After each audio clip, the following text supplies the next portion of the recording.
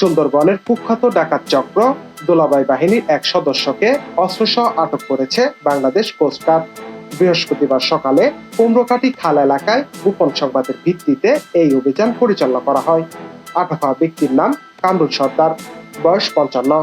তিনি সাতক্ষীরার আশাশুনি এলাকার বাসিন্দা।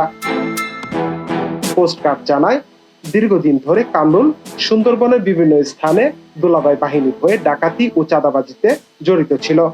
অভিযানের সময় ডাকাত চক্রটি পালানোর চেষ্টা করলে কোস্টগার্ড তাদের ধাওয়া করে। এ সময় কামরুলকে একটি 1 নলা বন্দুক, 3 রাউন্ড তাজা গুলি এবং 7 রাউন্ড ফাঁকা গুলি সহ আটক করা হয়। অভিযান চলাকালীন কোস্টগার্ডের উপস্থিতি টের পেয়ে ডাকাতরা বনের ভেতর পালানোর চেষ্টা করে।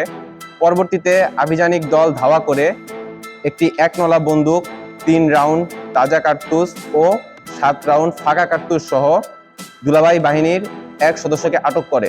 জব্দকৃত অস্ত্র এবং আটক ব্যক্তির বিরুদ্ধে আইনগত ব্যবস্থা গ্রহণের প্রক্রিয়া চলছে। সুন্দরবনকে দোষমুক্ত রাখতে কোস্টগার্ডের এ ধরনের অভিযান ভবিষ্যতে অব্যাহত থাকবে বলে জানানো হয়েছে।